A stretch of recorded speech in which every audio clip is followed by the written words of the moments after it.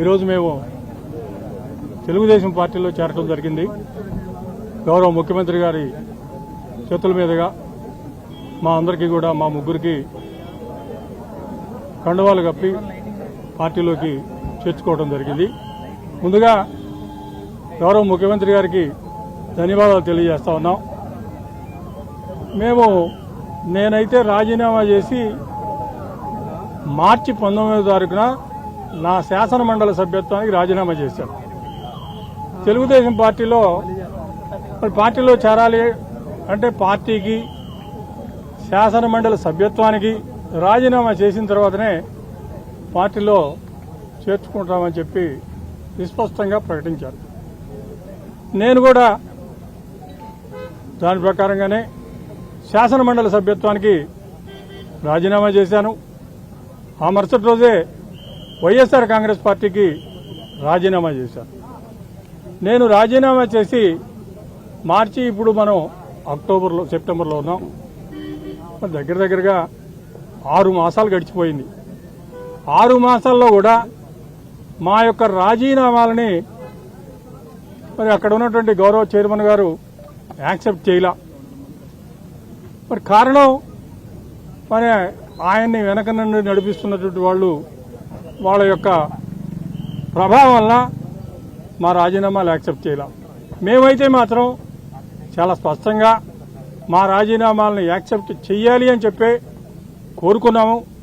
రాజీనామాలు యాక్సెప్ట్ చేసిన తర్వాతనే తెలుగుదేశం పార్టీలో చేరాలని చెప్పి 6 నెలల పాటు మేము వెయిట్ చేయడం జరిగింది.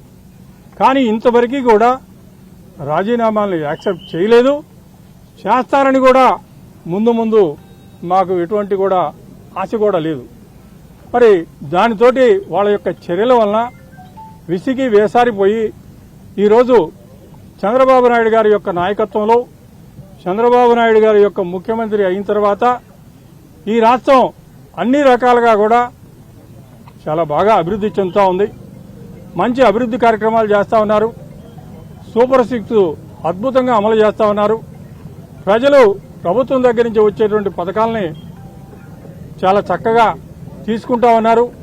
మరి నేను ఇక్కడ గుంటూరు జిల్లా వాడిని, ఇక్కడ నుండే రోజు చూస్తూ ఉన్నాం అమరావతిలో ఏ రకమైనటువంటి అభివృద్ధి శరవేగంగా జరుగుతూ ఉందో. అమరావతి నిర్మాణాన్ని చాలా అద్భుతంగా పూర్తి చేస్తూ ఉన్నారు.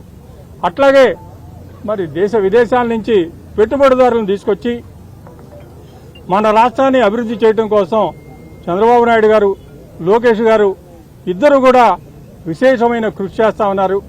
మరి ఇటువంటి అభివృద్ధి కార్యక్రమాలు జరిగేటప్పుడు మా యొక్క భాగస్వామ్యం కూడా ఉండాలి. మేము అటువంటి పార్టీలో చేరాలి.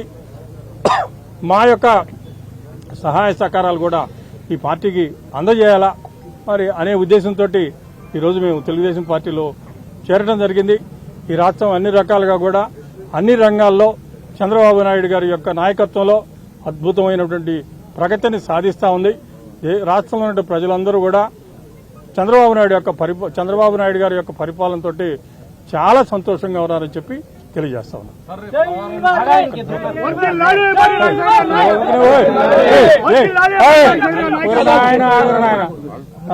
చెప్పండి. నేను అసెంబ్లీ వెళ్తాను. సోమవారం నుంచి అసెంబ్లీకి కౌన్సిల్లోకి వెళ్తాను. తెలుగుదేశం చేరిన తర్వాత ఇంకా తెలుగుదేశం కడవ కప్పుకోకుండా ఎట్టుకుంటారు. అసలు ఇప్పుడు డిస్క్వాలిఫై చేసుకుంటారో లేకపోతే రాజీనామా యాక్సెప్ట్ చేస్తారో అది వాళ్ళ దగ్గర ఉంది కదా. నా కాగితం ఎవరు ఏం చేస్తారు చూద్దాం. వాళ్ళది అని ఊహించలేదు. మేము తెలుగుదేశంలో తెలుగుదేశం పార్టీ చేరాము.